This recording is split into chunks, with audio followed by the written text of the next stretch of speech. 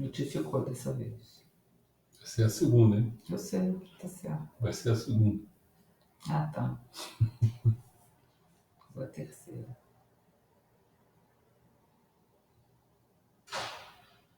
Foi quando não tem ninguém. Pronto, então foi a primeira. Ei! Rodrigo Maia. Ah, você foi o segundo agora. Ele esperou um pouquinho para me dar a chance de ser primeira.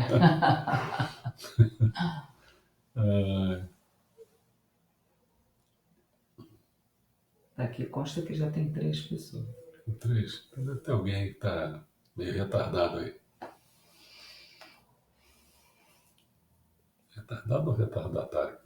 Retardatário, né, pô? Retardado. Ah, Hermínia. Hermínia, será que é retardatário ou retardada? Assim? Não. Bom, olha só. João, pronto, todo mundo. Homens nascem livres, mulheres nascem escravas. Esse é o início do feminismo britânico. Nós falamos lá da Mary Astel, lembra? O contexto disso aqui é o seguinte. A citação fundamental, o foco, né? É a citação fundamental da Mary Astel, que foi feita em 1706. A figura-chave é essa, Mary Astel. Antes de 1706, nós tivemos 2 grandes eventos. Em 1405, em um livro da Cidade das Mulheres, a escritora francesa Christine de Pizan cria uma cidade simbólica de grandes figuras históricas femininas, destacando a importância das mulheres na sociedade. 1405, hein, cara? Em 1589, a inglesa Jane Ansher faz uma defesa das mulheres e uma crítica aos homens em seu panfleto Jane Ansher, a proteção dela para as mulheres.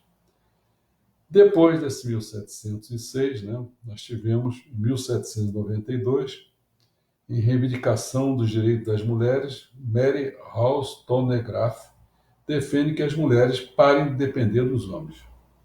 Em 1843, feminista escocesa Marion Reid escreve criticando o conceito do comportamento feminino da sociedade que limita as oportunidades das mulheres. Bom, antes de tudo, vamos dizer quem foi Mary Astel. Nasceu numa família anglicana de classe média. Né? Em 1666, ela recebeu pouca educação formal. No entanto, ela tinha um tio que é Ralph Astel, ensinou-lhe filosofia clássica. Depois da morte da mãe, em 1688, ela se mudou para Chelsea, em Londres, onde teve dificuldade para se manter financeiramente com a escrita. Mas foi estimulada por amigas intelectuais e por mecenas, que é William Sancroft, arcebispo de Canterbury, também era amigo dela e lhe deu apoio financeiro. Seu primeiro livro, quer dizer, ela se destacou como uma pensadora importante. Em 1709, Astel se afastou da vida pública e fundou uma escola de caridade para meninas em Chelsea. Ela morreu em 1731, depois de uma mastectomia para remover um câncer no seio. Tudo bem? Quantos anos? 1900? 1731 que foi isso. Não, quando que ela morreu? Ela morreu em 1731. Nossa, já tinha uma mastectomia? Sei lá. Deve ser uma coisa mais... Bom, eu vou falar sobre 2 mulheres também, porque na hora, quando eu passar por ela, você já sabe o que é. Tem uma Margaret Cavendish, que declarou que escrevia porque muito era negado às mulheres na vida pública. Em 20 anos, ela publicou 23 trabalhos, incluindo peças, ensaio, ficção, versos e cartas. Essa é a Margaret Cavendish. A outra é Afra Behrens, aqui retratada pelo artista, né? Ela escrevia para escapar das dívidas. Seus textos a tornaram uma celebridade de seu tempo e, quando morreu em 1689, foi enterrada na abadia de Westminster. Bom, quase 200 anos antes, né, de feminismo se tornar um conceito, Algumas mulheres começaram a desafiar a visão da sociedade que deveriam se subordinar. Uma das vozes mais significativas na Grã-Bretanha foi a de Mary Astel. Ela argumentou em seus textos que as mulheres eram tão capazes quanto os homens de ter um pensamento claro e crítico, que a aparente inferioridade delas era resultado do controle masculino e do acesso limitado a uma educação sólida. Então vamos falar de três pontos apenas. O vaso mais frágil, é uma pergunta. O proto-feministas e uma análise radical. O vaso mais frágil. O século XVII foi de agitação política. Embora a Guerra Civil Inglesa de 1642 a 1651, seguida pela restauração da monarquia, tenha tido pouco impacto nas mulheres. Elas eram encaradas como o vaso mais frágil, que é uma visão apoiada pela Igreja Católica pela afirmação bíblica de que Eva foi criada da costela de Adão. Presumiu-se que seu papel natural era de esposa ou mãe, mas havia exceções. Alguns grupos dissidentes, incluindo as anabatistas e os Quaker, declaravam que todos eram iguais perante a Deus. Não apenas as mulheres compareciam aos seus cultos, como podiam até mesmo pregar. As mulheres também eram importantes entre os niveladores, movimento político igualitário da Guerra Civil Inglesa, mas foram excluídas da reivindicação desse grupo por sufrágio mais amplo. Sobre os proto-feministas. Apesar das barreiras, algumas mulheres se voltaram para a escrita para desafiar a visão de que o sexo feminino era inferior. Entre elas estava Batsul Makin, autora de um ensaio para reviver a educação antiga das mulheres da nobreza, que foi feito em 1673. E Margaret Cavendish, que eu falei, né, que fez uma crítica feroz à posição das mulheres na sociedade. Em um livro que chama-se, vou traduzir, Opiniões Filosóficas e Físicas, de 1655. Ela reclama que as mulheres eram mantidas presas como pássaros em gaiolas, despojadas de poder e desdenhadas por homens vaidosos, uma visão que recebeu duras críticas masculinas. Nascida em 1640, de origem humilde, a escritora espiã e viajante Afra Berren ficou conhecida como a primeira inglesa a ganhar a vida com o que escrevia. Suas várias peças debochavam do mundo literário dominado pelos homens e do comportamento masculino. Críticos a chamavam de dissoluta e a acusaram de frágil, mas seus trabalhos populares atraíam um público entusiasmado. O último ponto é uma análise radical. Contra esse cenário, a escritora Mary Astel explorou e analisou a alegação de que as mulheres deviam permanecer sob o controle dos homens. Católica devota, ela se opunha à posição da Igreja de que o papel secundário das mulheres era a determinação divina e argumentava que Deus havia criado mulheres com alma igualmente inteligente e com a faculdade do pensamento e homens as subordinavam. Ao negar às mulheres um pensamento independente, os homens, na verdade, as mantinham escravizadas, um insulto a Deus. Para Astel, uma educação melhor era a chave para a igualdade. Em 1694, ela conclama mulheres a aprender a desenvolver seus talentos em vez de se submeterem aos homens. Astel chegou a propor um convento tradicional ou universidade onde mulheres pudessem seguir uma vida da mente e aceita o casamento, embora ela mesma não tenha se casado, né? Mas o autor, em 1700, alerta as mulheres para que evitem casamentos baseados em luxúria ou dinheiro. Ela acredita que a educação ajudará as mulheres a escolherem com sabedoria e evitarem infelicidade. Como suas contemporâneas, Astel não era uma ativista, mas observava e escrevia sobre a situação das mulheres ao seu redor, a partir do que atualmente seria descrito como uma perspectiva feminista. Suas teorias permaneceram reconhecidas ainda hoje. Levaria quase um século até que outras mulheres adotassem o debate publicamente. Bom, eu espero que todos ali tenham visto, né, que eu coloquei, eu fiz uma, nem sei qual palavra que eu vou usar. Falei sobre sexo e gênero para a gente começar a levar as coisas. Então, por enquanto, vocês notam que não tem muita coisa de gênero aí falando.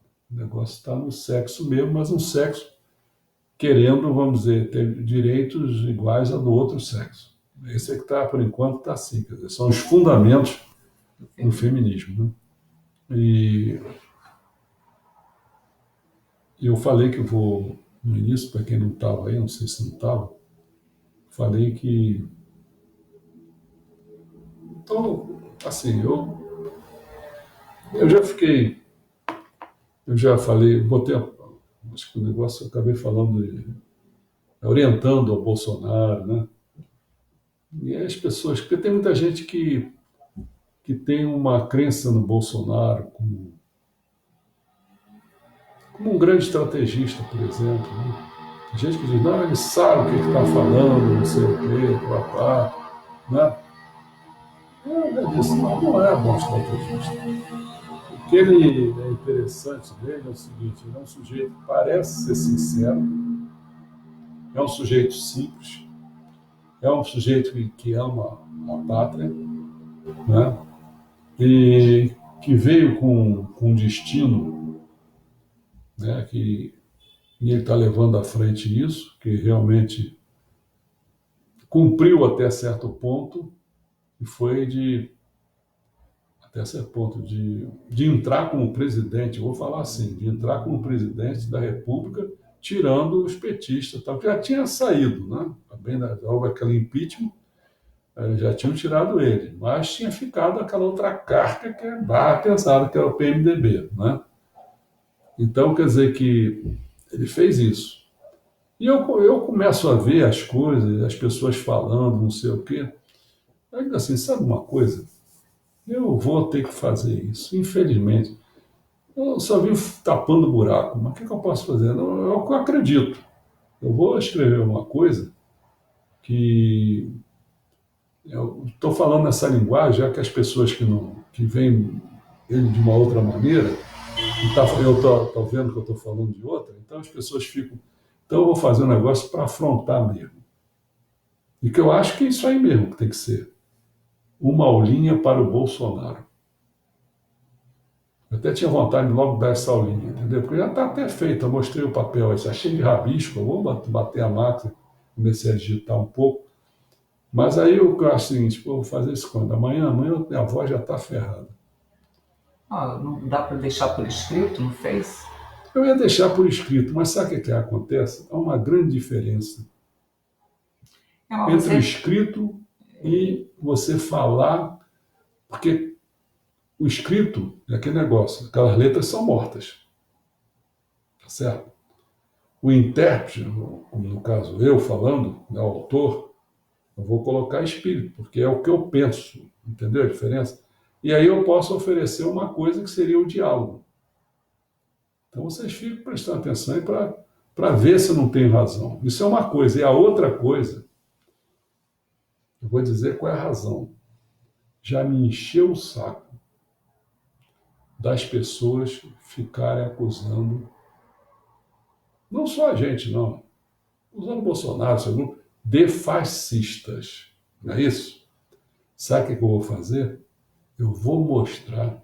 Isso talvez vai demorar um pouco mais tempinho, um pouco aí, não sei quanto, mas pretendo fazer numa aula só, num encontro só. Mostrar que os esquerdistas são fascistas. E eles usam uma técnica que eu vou desmoralizar, botar, explicitar isso para vocês entenderem. Que aí vocês vão entender por que eles são assim. Eu vou botar isso claro. Chega. Não tô, já me encheu o saco, entendeu? Então aguarde que eu vou fazer isso. Não sei bem o dia porque é pena, amanhã seria o dia ideal. Mas ele já é ideal porque aí eu já estou feito, né? Eu lanço a coisa, aí eu fico lá. Você vai gravar amanhã. Eu fico Tua gravando. voz Então vai... minha voz fica muita coisa. Não sei se dá tempo. Vamos ver. Mas aguarde, fica aí atento aí. E aí, de acordo com as coisas, eu coloco para vocês. Não sei se tem alguém que tem algum comentário, alguma coisa. Não, ninguém colocou nada, não. Acho que não, né? Não. Então, tudo bem. Prepare-se, tá? E veja os filmes que eu coloquei. Tem 4 filmes aí para ver. Ah, você não colocou aquela série, o Nada Não Ortodoxo. porque eu tinha que botar o 4º filme hoje, que eu tinha prometido, tinha botar um Ah, mais, você bem colocou mais. Minha Obra Mestra. Mas eu vou botar. Tem outras aqui que está engatilhado aqui, ela já Tá. falou um deles, uma série. São 4 encontros só, são Quatro, 4. não é uma série longa. Não. São 4, é uma série com 4, é uma minissérie até, com 4 episódios, mas é bem interessante porque O quadro, né? ver a cultura, né? Ver a Uma cultura diferente. judaica, dos sionistas. É Bem importante. Então, interessante. vai vendo esses filmes. Eu acho que é importante. Com isso está dizendo o seguinte, que eu devo continuar botando filmes, né? Bem Eu acho que eu vou bacana. continuar botando, com esse intervalo, de dar um espacinho para a pessoa ver, né? Não. Eu acho que para esse confinamento, o que eu estou querendo fazer isso nesse confinamento, é ajudar as pessoas a passarem por isso, né? A verem coisas boas, a aprenderem coisas, né? E eu estou aproveitando também, estou fazendo coisas para as pessoas, já não sei quantas coisas já fiz, mas agora eu vou fazer mais 2 ainda, né? E continuar fazendo o que a gente está fazendo aí. A próxima vez, se não me engano, não sei, é arte, eu acho que é arte. Próxima vez nós vamos falar sobre a arte, tá bom? Próxima vez não é arte, é música e cinema. Mas isso é na segunda, na terça-feira que eu vou falar sobre a arte, tá bom? Então, até a próxima, se Deus quiser.